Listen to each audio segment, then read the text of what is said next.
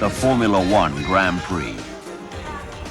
Modern technology and primitive energy, the epitome of motorsport. Man and machine, challenging the limits of speed, thunder around a course at breakneck speeds of over 300 kilometers per hour. Only one man to take the checkered flag of victory. Sponsored by some of the world's largest corporations, the drivers, high-tech warriors of the road, risk life and limb for prestige, fame, and glory. To drive Formula One is the highest goal a racing driver can aspire to.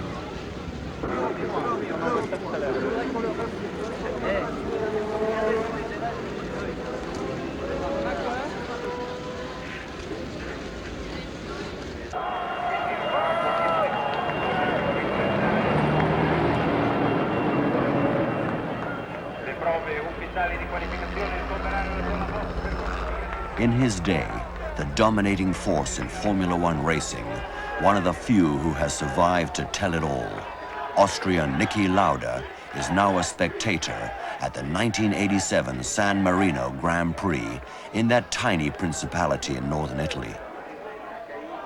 Despite his conspicuous absence from the competition, his popularity with the fans has not waned. Niki Lauda, why is Formula One considered the biggest show in the world? Because I believe it's the most difficult part of motor racing. Formula One cars are the most powerful ones available. Therefore, the people recognize this and see this as the top motor racing activity you can do. In the end, what does Formula One consist of? Why is it so fascinating to you drivers and to other people? The combination of competition, risk involved, technical development, all these things together make it so interesting. And what when you just started racing? What was the first thing you thought when first race? First race you try to finish. I think this was the most important one. You have to develop yourself in Formula One slowly up to the top. It took me 2 years, I think, before I could win my first Grand Prix with Ferrari. And this was normal in that time. Monza 1975. Do you remember the Grand Prix of your first title? Sure I did. I mean, 75, I think I dominated the season right from the beginning. And then won the championship, so it was a good season for me at that time.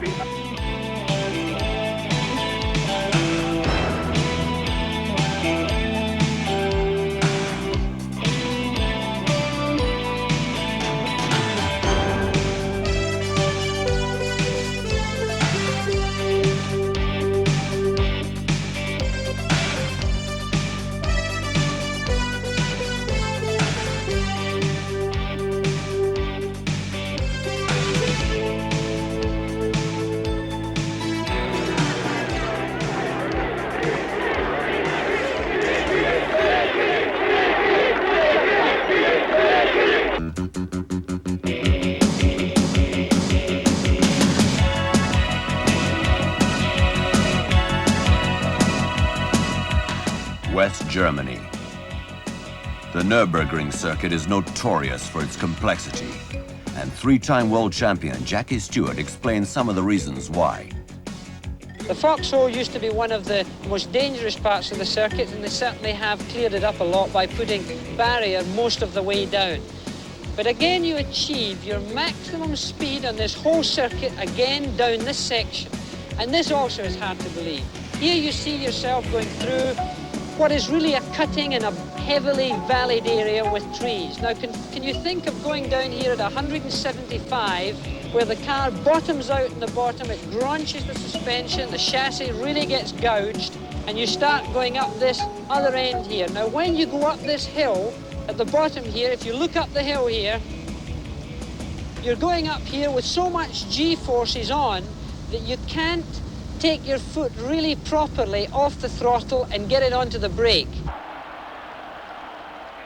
It was at the Nürburgring in 1976 that Niki Lauda, gunning for a second consecutive world championship, in the prime of his career, met with the tragedy that nearly cost him his life.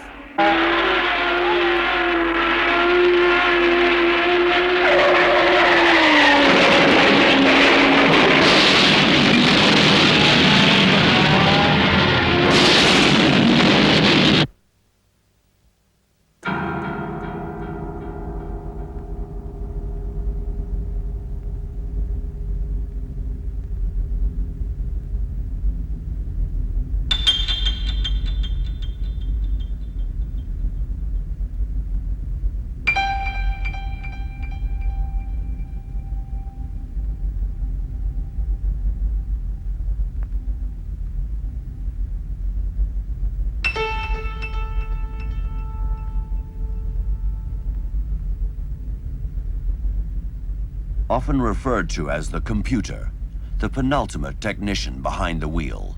What happened? The cause remains shrouded in mystery. Lauda still seems to feel it could have been the tires.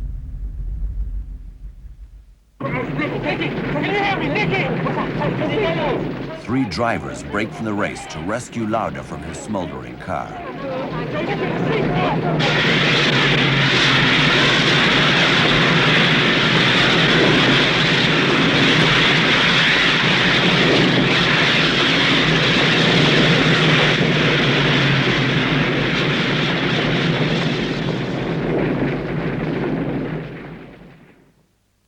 Were it not for the courage of these three men and their selfless disregard for their own lives and careers, Niki Lauda probably would not be with us today.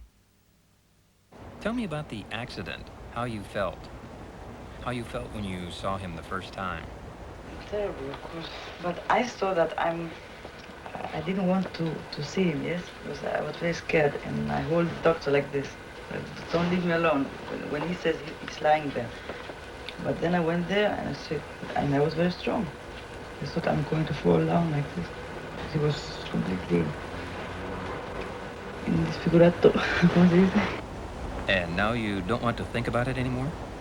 No, because I forgot, you know. And I read all this in the paper and I can't remember really, because I said, it's finished, finished.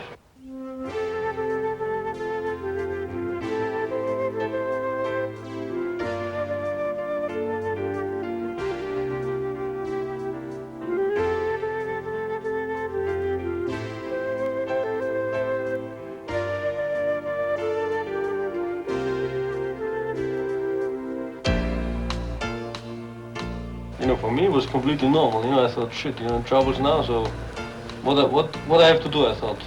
So follow the doctor's instructions 200%, not only 100%, because it will not be enough.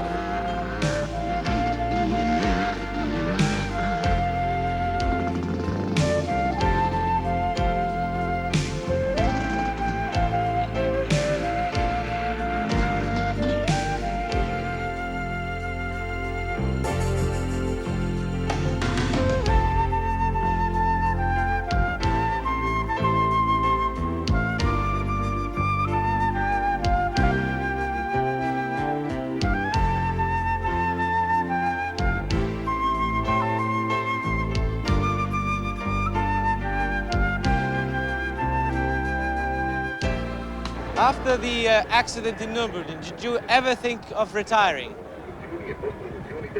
When my medical treatment was over and I was fit again, I wanted to race. And that's what I did. So I wanted to retire really when I take the decision. And thank God I could take my own decision and not retire because of other forces involved. Wasn't it a bit mad to race only 40 days after the big accident?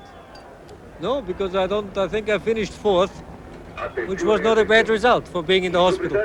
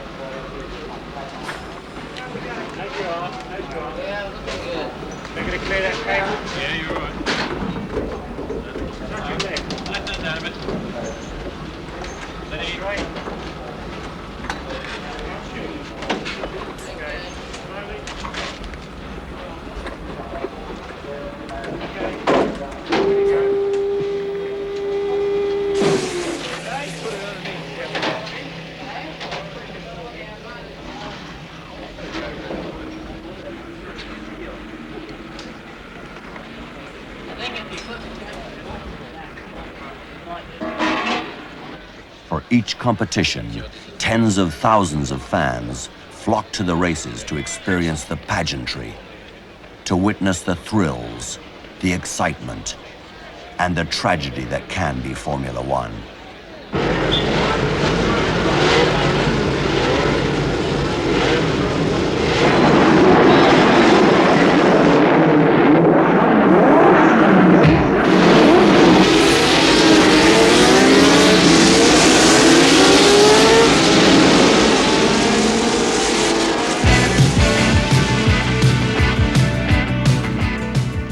Thousands of professional drivers, but only a select few ever get a chance to race Formula One.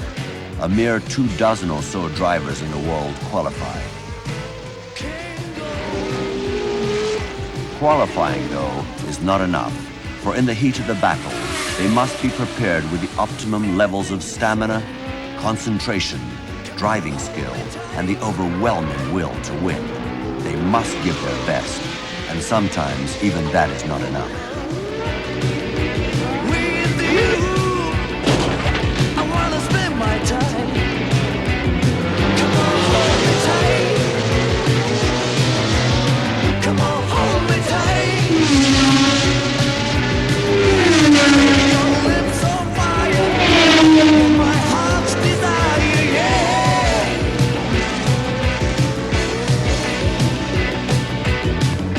I want you for my love. You're my only dream. You mean everything to me. Can go anywhere you want to. Can do anything you say. Come on, hold me tight. Come on, hold me tight. One of the most difficult tasks of the drivers is to effectively cope with two centers of balance, a vertical center of balance when accelerating or decelerating, and a horizontal balance when cornering.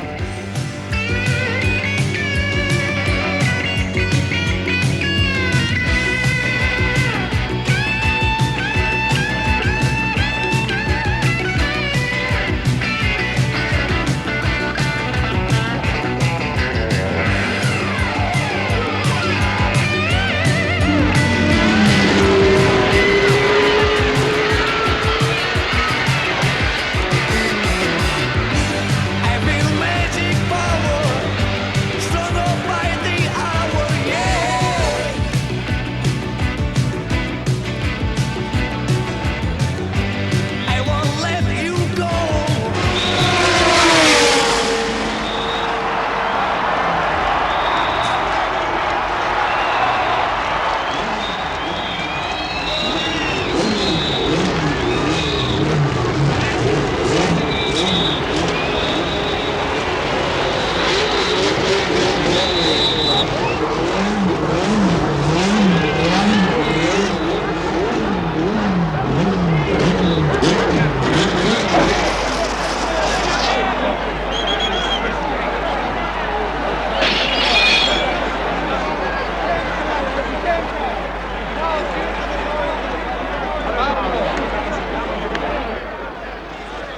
Every year, in a total of 16 competitions in various locations around the world, drivers and teams battle it out for points in an all-out effort to become that season's drivers' champion and constructors' champion.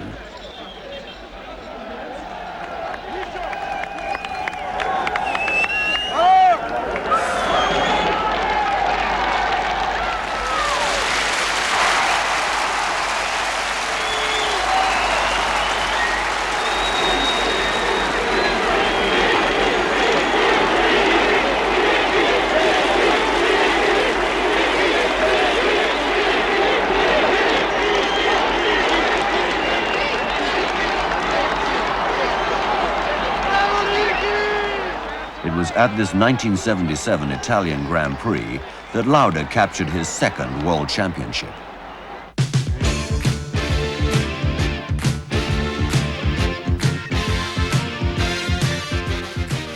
Though there is no doubt that the sleek, polished cars are the stars of the event, not all eyes are drawn to the machines. Competition of another sort unfolds on the circuit, attracting some of the finest of the fairer sex.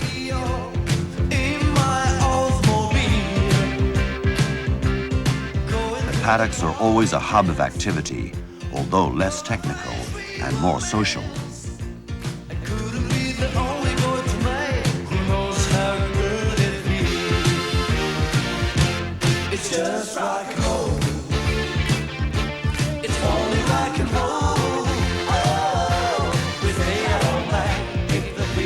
Among the international sponsors is the Japanese company, Leighton House, a leader in the world of fashion.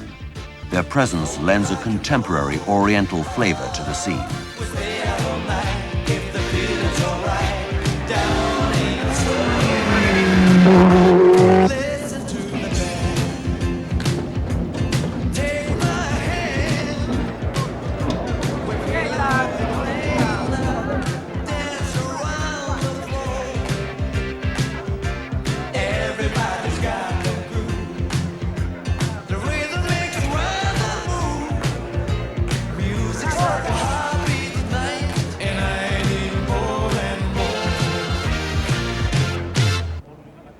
Frenchman Alain Prost is after his third world championship. Among fellow racers and fans, he has earned the nickname the Professor for his scientific precision on the track. How about Jackie Stewart? We just saw him. How many victories he has? I always forget. 26, 37? 27. I get 26. Yeah, so you can equalize him today. Can equalize, yes. It makes me more nervous. I have a little bit more pressure. It's like winning the championship for everybody. Everybody asks me the same question, so it makes me a little bit nervous. But I hope to win today like that. I think you should, because it's about time that Jackie Stewart is losing his all the way record. 13 years old, and it's a fantastic record, I think. And if I beat him, it's, as I said, it's exactly the same if I win the championship for me. So how many more years are you going to race, so I can make an estimate of how many? I think minimum one more year, minimum in 88, and then I decide. Let's make it 2 years. You can win another 10 races, so you can bring it up to 36, 37. If I go to 30, it's already fantastic. Good luck. Jackie Stewart, the wee Scot, joins Prost and Lauda, bringing together three of the greatest competitors in the history of the sport. Ja. Du musst da unten durchgehen. Ja, ich kenne den Weg. Tu mich zum Fußballplatz, ja? Alles gut. Ja, dann, sobald es durch ist. Über Gas, sobald es durch ist. We don't like to lose time for nothing. Yeah, but it's all concerns about championship. Very well the next season too. Okay, thank you. And if you lean in on it and you do more than 2 or 3 laps at the boost, then for sure you're just heating it up. You're getting wheel spin in 2nd and 3rd gear. So you're just heating it up and come there, you just... Meia volta só. Trabalho com carro de corrida um pouquinho na parte da manhã. Falei, já que a gente não pode andar mais carro de toalha de tempo hoje à tarde, porque tinha pifado de novo na toalha de tempo, não dava para arrumar rápido. How do you like the Lotus team? And your famous engine is good? Is Formula 1 difficult to drive? Yes, every circuit, new circuit for me. You don't know the circuit? You don't know the circuits? Yes, last year, Formula 3000. You were here? Okay, good luck.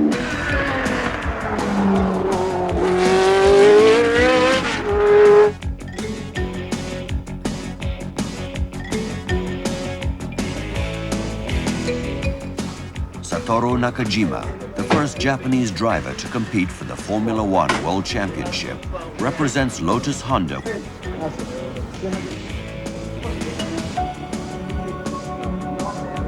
Thank you.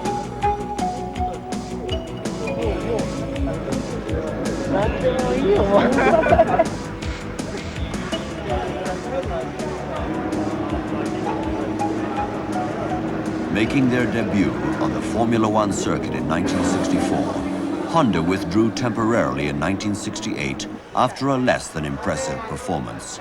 They were back, however, in 1983 after a 15-year absence, and within 4 short years had captured their first World Constructors' Championship. Joining forces with Williams Grand Prix Engineering and Team Lotus International, both British, Honda has its eyes set on a second victory.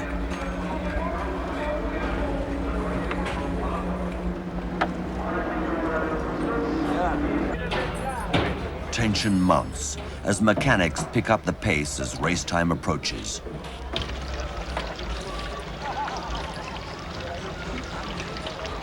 Pressure is great. The slightest oversight could cost a life. With care and concentration, they handle the final assembly of the car, piece by piece, complying with exacting specifications as they tune it to its highest possible level of performance.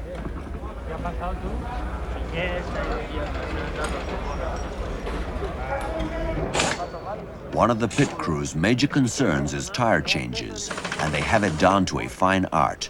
With only 7 to 8 seconds to change a tire, even a 1-second delay could put their driver that much farther away from victory.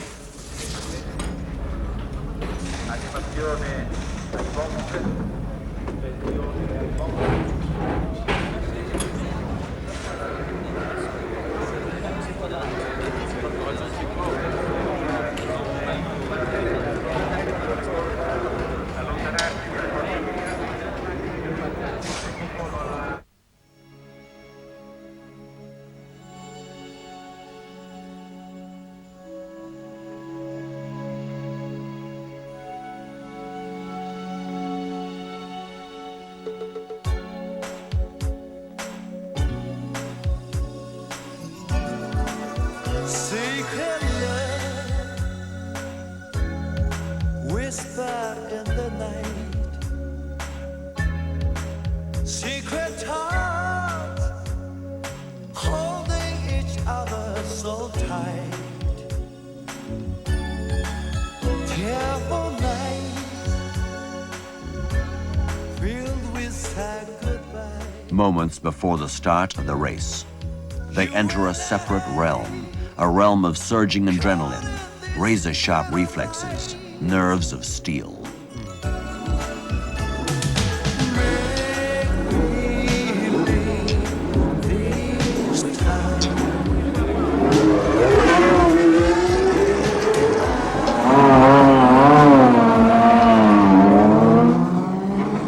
They pray for speed, precision, immortality, and most of all, for victory.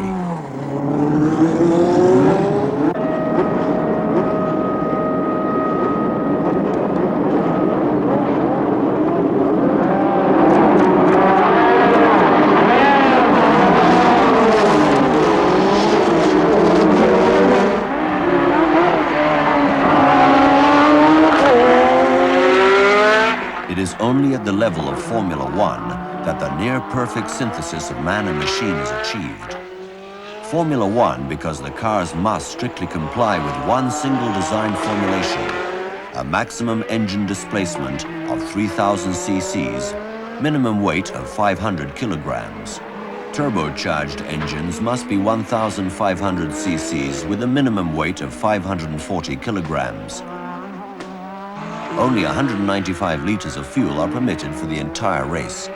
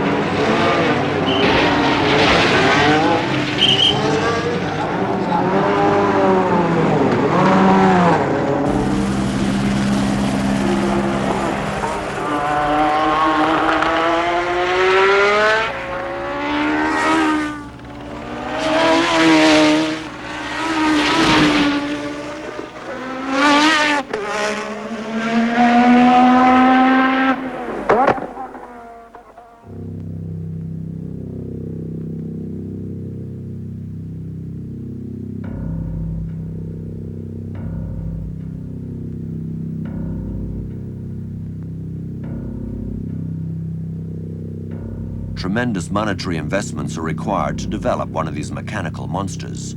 Thus, the colorful advertising plastered all over the cars, drivers' racing suits, and the course itself.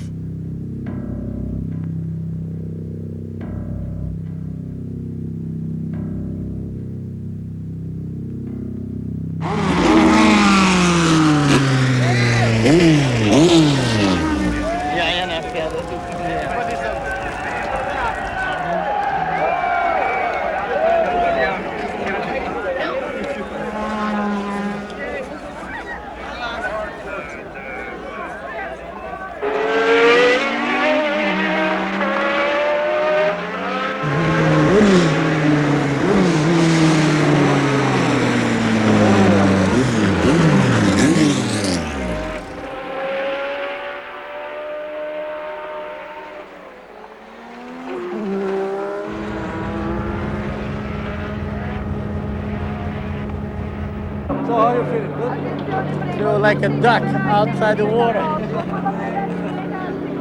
No point. You know, the worst thing is to be involved in the championship and be fit and cannot race. One of the strongest contenders for the San Marino GP, Nelson Piquet of Brazil, was barreling along at 300 kilometers per hour right after the start of the qualifying round when he suddenly lost control. In Formula One racing, unexpected disaster lurks behind every corner of the track. One of the most unfortunate losses of life was Jochen Rindt at the Italian Grand Prix in 1970. Jochen was a very good friend of mine. What did you feel when he died? Well, the thing that when somebody dies or gets killed, it's always tragic that they have so much to give and there's so much left for them to do. This is the terrible thing.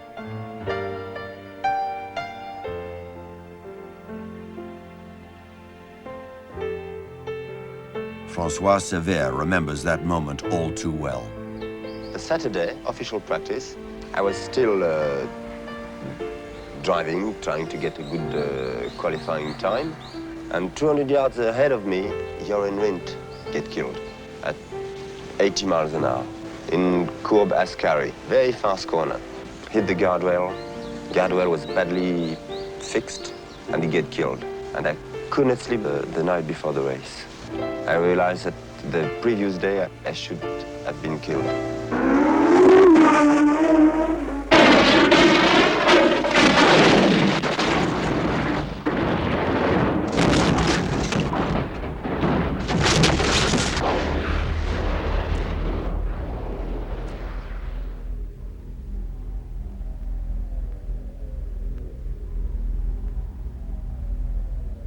Up until that fateful accident, he was one of the leaders in the point standings.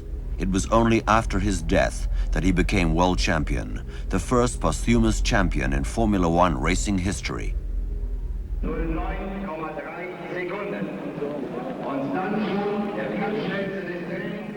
Gossip columns linking Francois Sever's name with French sex kitten Brigitte Bardot were lapped up by eager racing fans.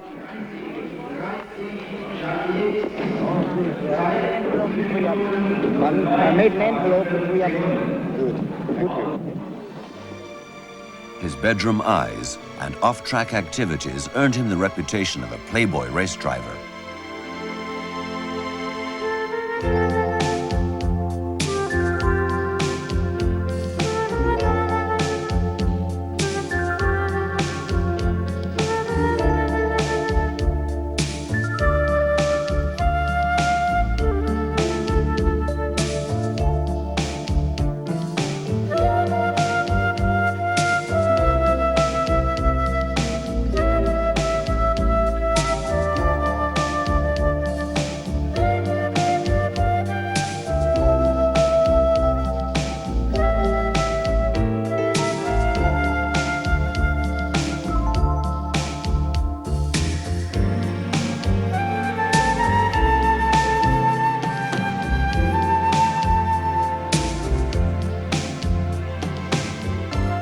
Sever's career ended abruptly after a fatal accident at the 1973 U.S. Grand Prix on the Watkins Glen circuit in upstate New York. His car jumped the retaining wall.